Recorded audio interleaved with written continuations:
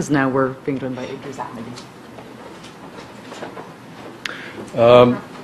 I would like to thank the Middle East Institute and in particular Kate for organizing this seminar. I'm going to talk about three interrelated issues: federalism, democracy, and ethnic diversity in Iran.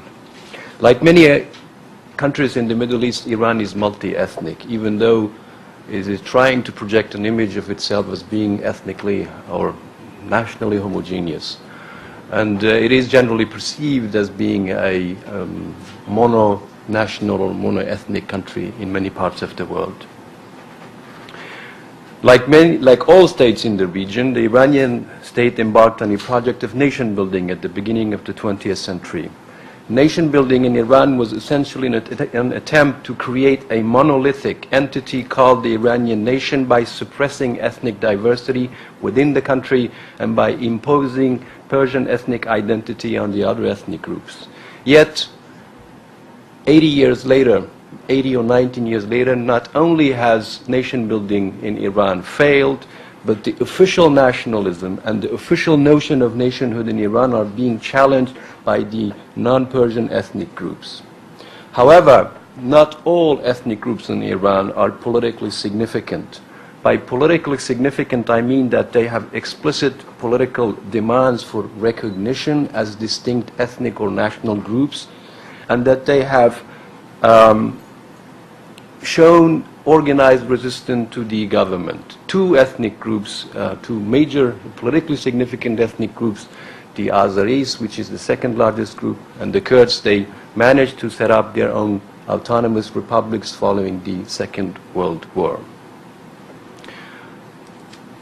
Let me also mention that since Iran does not provide any figures, the census that was conducted last time was in 1996. It didn't contain any figures whatsoever about the existence of ethnic groups in Iran. So there are only estimates.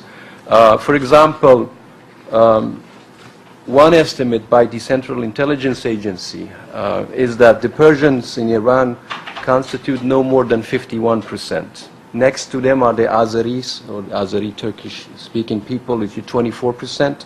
The Kurds are estimated to be 7% of the population, the Arabs 3%, and the Baluchis 2%. This is the same estimate one can find in the report, the country report by Freedom House.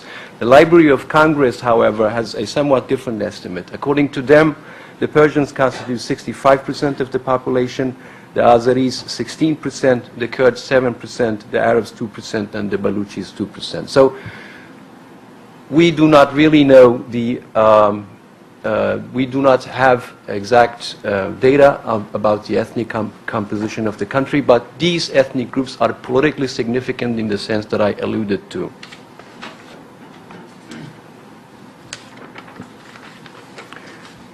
One can say that there are two overarching and contending perspectives on the future of Iran with respect to its ethnic diversity. According to the first, traditionally and still dominant among ruling elites and even some opposition groups, is that this diversity is a liability and even a threat to the territorial integrity of Iran.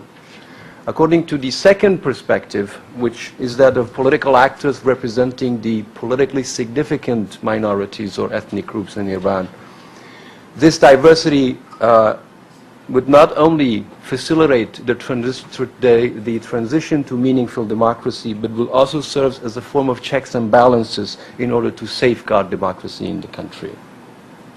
There has emerged, partly as a result of the developments in Iraq following the invasion in 2003, but also as a result of the efforts by the ethnic minorities, for example, by creating an umbrella organization called Congress of Nationalities for a Federal Iran, and these efforts have resulted in bringing or raising the issue of federalism as a formula for political coexistence in a future democratic Iran.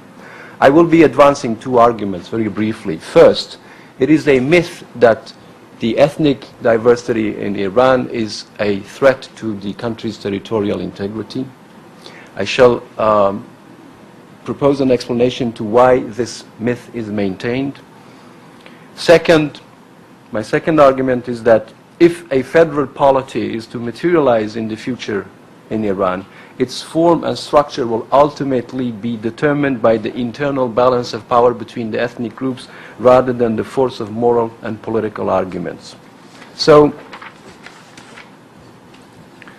let me address the issue of separatism and diversity. Separatism is the major concern of the Iranian regime as well as some opposition groups. And separatism is invoked as a justification for the violent suppression of political demands by the ethnic groups. Calls for federal system in Iran is equated by the regime as well as some opposition groups with separatism.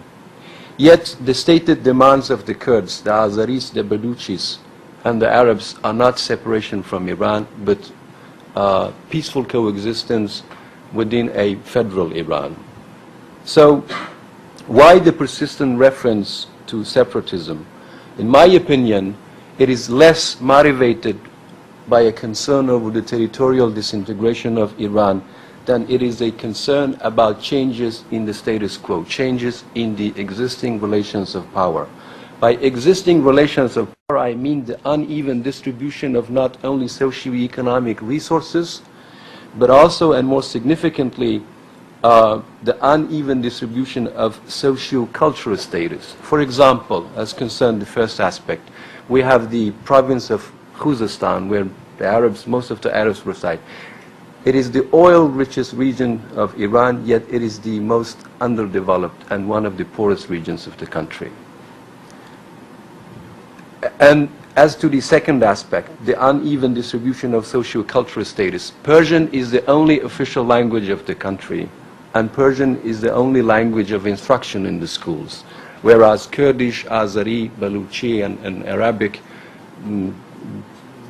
the group speak, members of the group speaking these languages are not given the ability to have education in their mother tongues.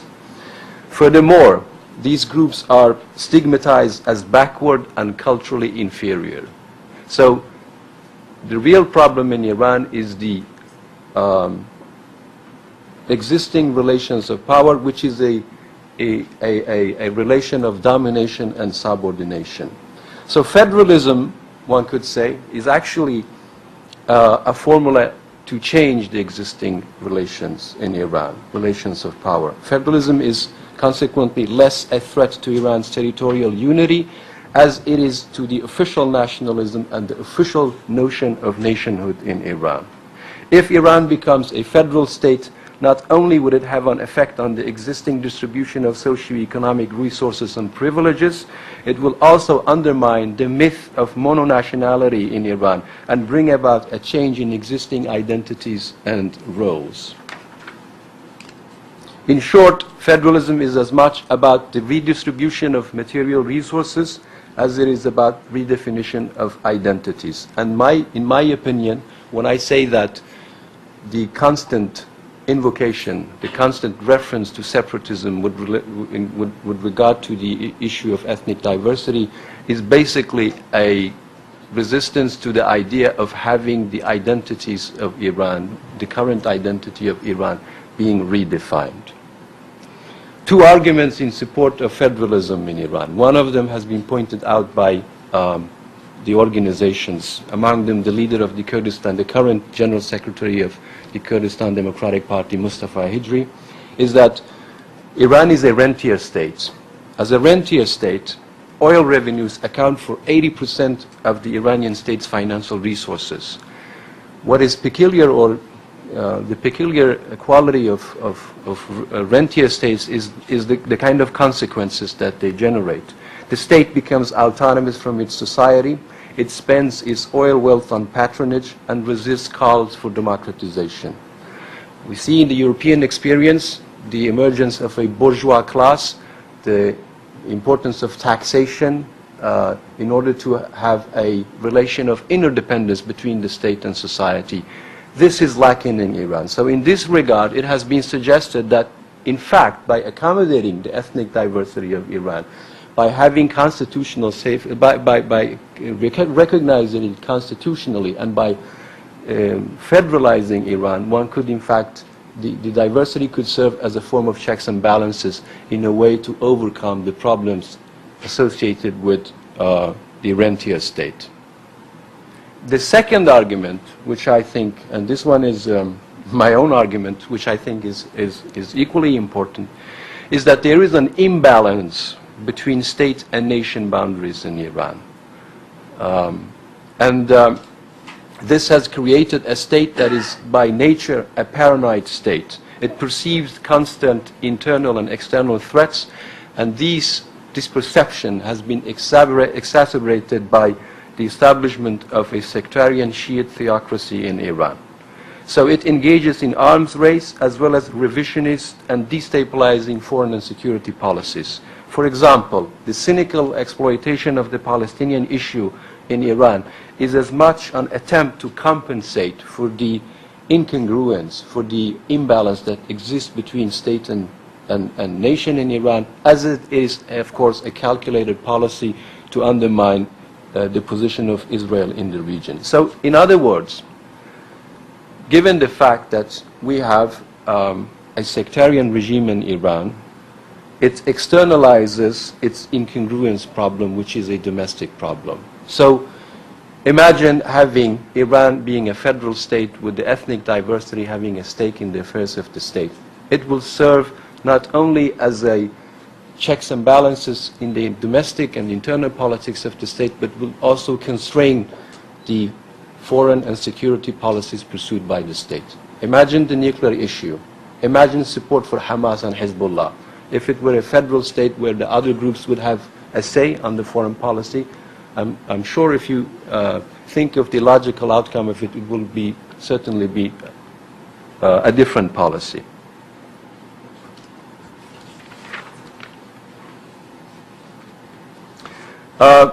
Finally, possible scenarios for the future. As I said, federalism is regarded by the Iranian state as separatism, as calls for separatism, equates it with separatism.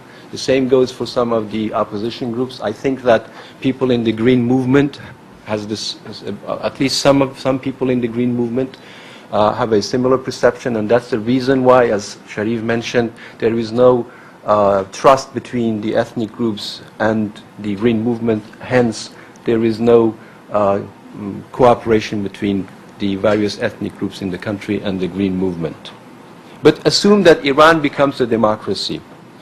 If it turns out that the Persians constitute a small majority, say 51%, as estimated by the Central Intelligence Agency and Freedom House, or even 65%, as estimated by the Library of Congress, and if they disagree among themselves on the nature of the state, which is not unlikely given the ideological differences between various Persian political forces, it might be the case that a federal Iran will become a reality.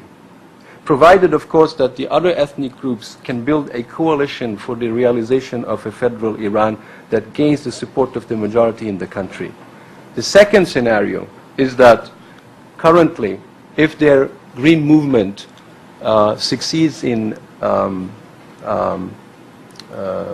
its policies, in its programs to change in Iran, one might say that the Green Movement, as well as Persian opposition groups, might see the minorities as useful allies for regime change in Iran, because most of the minorities want regime change.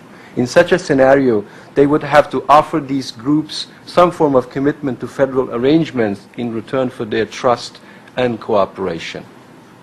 In the end, however, it is the internal balance of power between the various groups that is the crucial factor that determines the future of Iran. We might end up in a situation like Iraq, where we have de facto federalization but without federalism. That is to say, without an ideological or moral commitment to the accommodation of minority rights, but where we can have a de facto power sharing arrangements. The same goes for a country like Spain. People in Spain avoid the word federalism because they associate federalism with separatism, but we have a de facto federal arrangement in Spain. So these are all possible scenarios, but as I mentioned, and I will repeat, it's the internal balance that will determine the outcome of future regime, the future state in Iran. Thank you. Thank you.